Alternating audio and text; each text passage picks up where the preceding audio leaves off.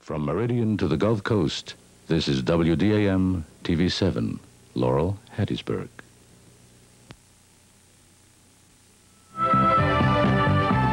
Good evening. In the news tonight, California's Proposition 13 has prompted a similar tax revolt, this one in Forest County. Some severe thunderstorms reported in this area of Mississippi, but the next couple of days should be fair. And there's plenty of baseball tonight, including the very real possibility that Rod Carew may be traded. From the WDAM Television News Center, this is News 7 at 6. Bob Ford with the news, Regal Napier on sports, and the weather with Jim Gibbon. The first segment of News 7 is brought to you by First Magnolia Federal Savings and Loan, Mississippi's family financial center. The passage of Proposition 13 in California is prompting tax revolts all over the country.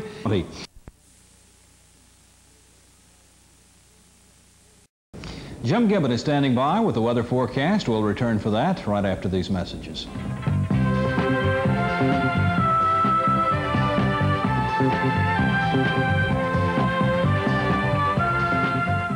Thunderstorms over the United States, particularly the eastern U.S., and there are some rather heavy ones here in Mississippi. The day has been pretty good on the whole, though. We started out this morning with a low of 71, got up to 95 today. Right now it's 86 out there with 53% humidity, and the barometer 30.07 and steady. There was a weak cold front, you'll remember this time yesterday down near the coast. That has died out, but there's another weak cold front moving into the northwest corner of Mississippi, and this will pass through tonight. In the meantime, some places could get up to a half-inch of rain, but if we make it through tonight, fair skies for the next couple of days and little or no rain for the rest of the week. So things are sounding good. Still warm, humid, 91, 88, 86 down there in Miami. They had a tornado near Miami near noon today. 75 degrees up there in New York City and 73 in Chicago. And a tornado was reported near Mansfield, Ohio, also today around noon. This straight line on the map represents some tornado and severe thunderstorm watches, an area from Tennessee up to western New York, and this is in effect until about 9 o'clock tonight. It was cool in Marquette, Michigan at 1 o'clock today, 43 degrees there compared to Gila Bend, Arizona, which was sweltering under 105 degrees, but at least it's dry out there so it's more bearable. And in the Pacific Northwest, some more rain in advance of another frontal system. At 5 o'clock here at Channel 7, our temperature was 84 degrees. Only 4 or 5 stations reporting in at this hour in the 80s and up to 92 in Jackson. We had partly cloudy skies, but if you get southeast of Hattiesburg, there was a heavy thunderstorm about 25 miles away at 5 o'clock. And down here, a marine warning in effect from Grand Isle over to Biloxi. This is in effect until about, I think 7:45 tonight. And the Weather Service was reporting what's called a gust line. Now, Regal said he's heard of a bust line, but a gust line is sort of a new one to us. At any rate, the satellite pictures indicate this gust line, very strong gusty winds expected with the passage of this gust line. We'll look and see what our radar is showing after this message.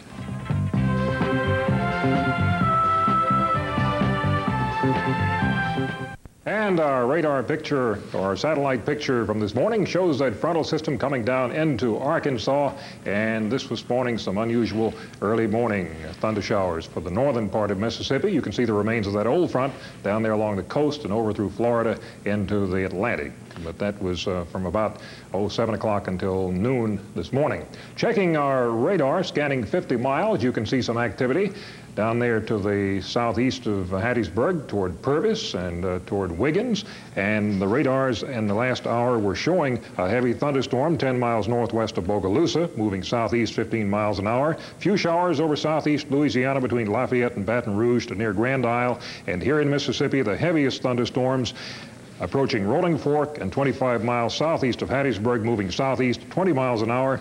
And these thunderstorms, the heavier ones, could produce gusty winds, small hail, dangerous lightning, water accumulations in low-lying areas, so take it easy and keep informed on that. Our forecast for the Laurel Hattiesburg area, a chance of thunderstorms tonight, but becoming fair tomorrow through Wednesday. The winds becoming northerly, 6 to 12 miles per hour tonight and tomorrow as that front passes through here. Look for a low tonight of 68, high tomorrow at 90, down to 62 tomorrow night, and Wednesday's high about 92, 30% chance of rain tonight. Then Thursday through Saturday, partly cloudy with little or no rain.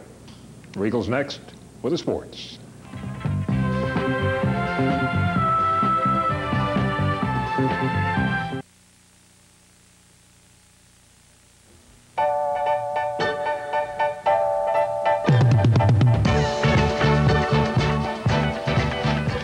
Welcome to the show. Today we're going to be talking about the care cottage in Laurel, but first Jim Gibbon has some news for us. We'll talk about trading narcotics prescriptions for sex case and rape and robbery case in Coldwater. Well, Jim will be back with details right after these messages.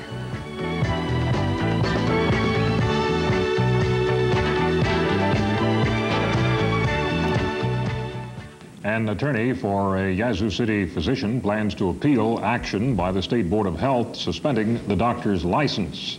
The case involves 62-year-old Dr. Willard A. Barnes, who now works for Hattiesburg Blood Center.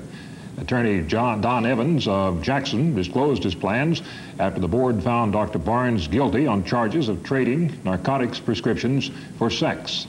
The board mailed notice of suspension yesterday to Barnes. It will become effective 10 days after receipt. Evans said he will appeal to the full 13-member board, which meets in September. He'll try to delay putting the sentence into effect until the board considers the appeal. Board lawyer Sanford Horton said the suspension would be reduced to 1 year for good behavior. The board's 3-member committee, which heard the case, also prohibited Barnes from writing narcotics prescriptions for 5 years. Tate County authorities are searching for 5 men in the rape and robbery of a 61-year-old widow.